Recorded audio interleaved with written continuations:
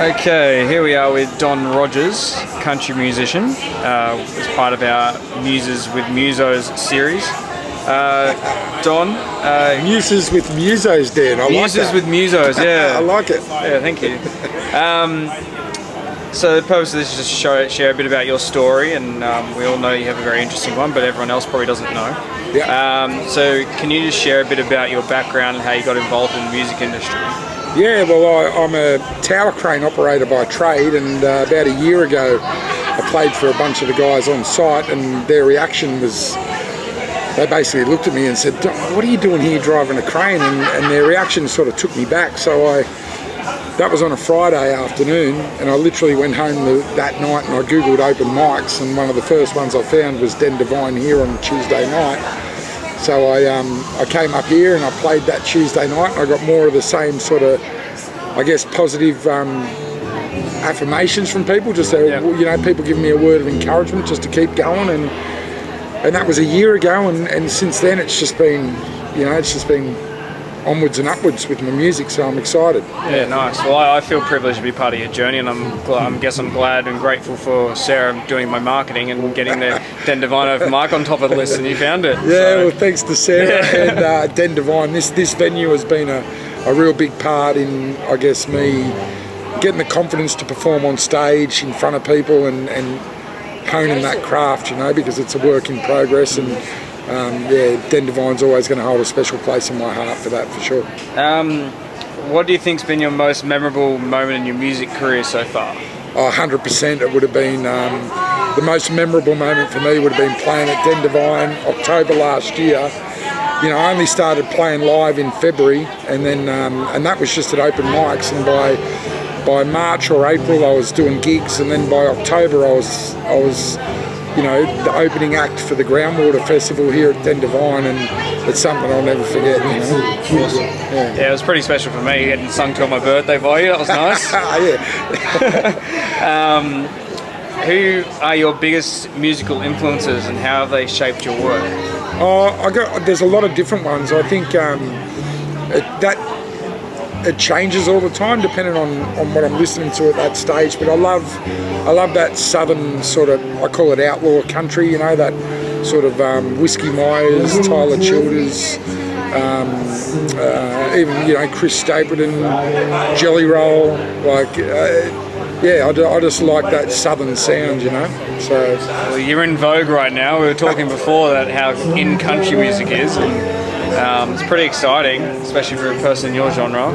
Yeah, it is. That's country's definitely seems to be the flavour at the moment. And I'm just blessed to have. I didn't really pick country. I didn't really, to be honest, I didn't grow up listening to country. I grew up listening to, I guess, that 90s rock stuff, like 9 Inch Nails, Rage Against the Machine, Pearl Jam, Nirvana, all that kind of, Soundgarden. And I literally started playing country because, they're called cowboy chords for a reason, Dan. There's only 3 or 4 chords. And I literally started playing country because it was the ease. I do love the storytelling aspect of country, but it was more the ease of playing it, which is why I started to play it. And then the more I played it and listened to it, to draw inspiration from other artists, and then I started to fall in love with it. And now it's a genre that I love that country. I love that. That storytelling aspect that country has. I think it's something unique to that genre. You also see a little bit of that in hip hop and that as well. And I think there's a bit of a fusion at the moment between rap and country, and I think it's for that reason. Yeah. And when did the cowboy hat come along then? Well, the cowboy hat, believe it or not, it suits the style I play now, but the cowboy hat initially was just a safety blanket. I used to be, and I'm sure you remember, Dan, when I first played, I used to get that nervous when I played. It was actually a shield, I'd hide behind it. So when I played, I'd sort of put my head down and put my mic low, and I'd hide behind the hat.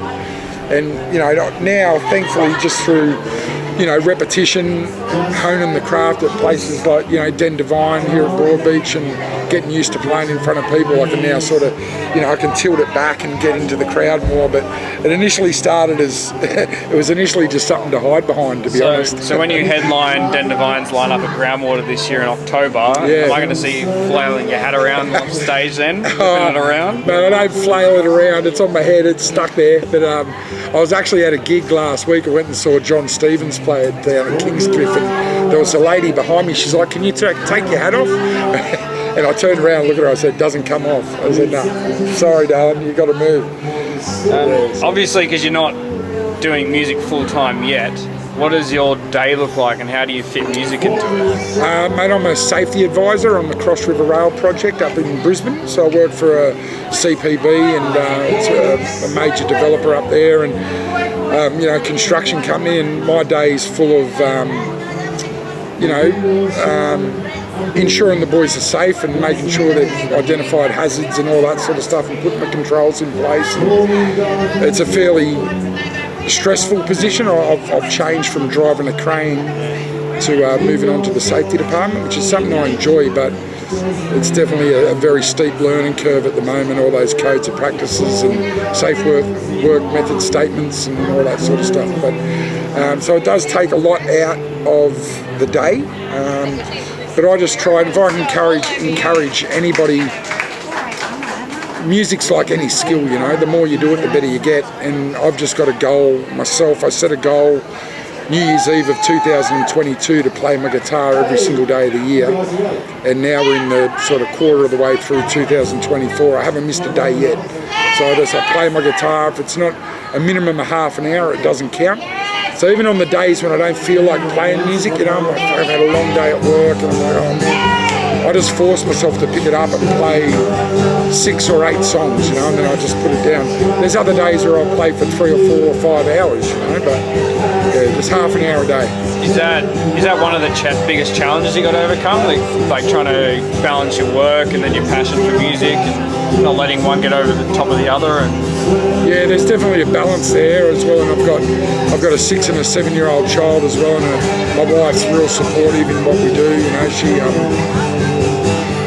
She's bought into the vision of what we want to achieve musically, and encourages me to get out there and get amongst it and build the relationships, and that's really what these open mics and that are about, is building the relationships with other artists and the venues, and you sort of really need to put yourself in the picture to be a part of the picture, so I'm just still enjoying the journey, Dan, one day at a time, Speaking of your journey, what are some misconceptions that people have about the music industry and being a muso? You've been on one side, now you're on the other. Yeah.